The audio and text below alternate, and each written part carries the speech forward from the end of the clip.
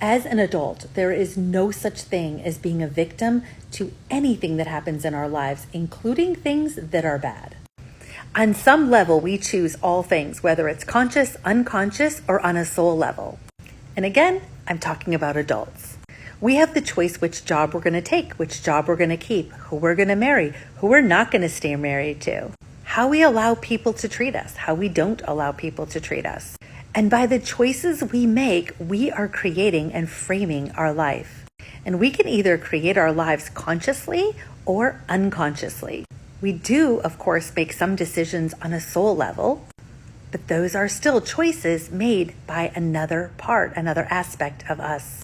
So we're not a victim. We even choose our death door or the date that we want to check out of this planet and under what circumstances. So I had a session the other day and I made a TikTok video about this, about a woman who stayed married to a man for 24 years who was very abusive to her and threatened to kill her many, many times and was actually on his way to kill her the night he ended up dying in a car accident.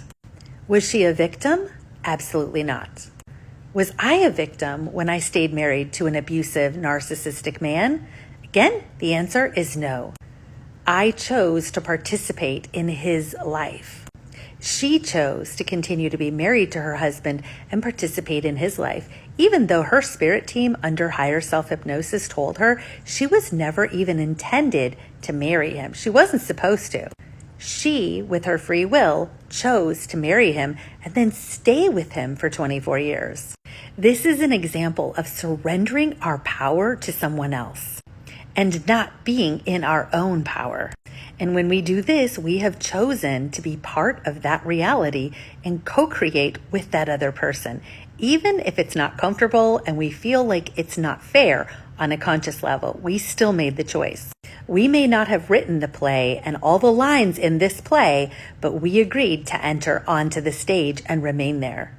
That initial decision to enter into that person's life and enter onto the stage with them is us giving consent to whatever happens afterwards. And by agreeing to enter onto the stage of this person's life makes us not a victim. We have the choice to either consciously create our own life or enter into the realities of others. Taking back our power is when we realize that we don't have to read anyone else's script. We don't have to be part of their reality. We are in charge of our life. We are not a victim. We can write the script any way we want and be the main character on our own stage, instead of being a supporting character reading lines that don't bring us bliss, joy, or happiness.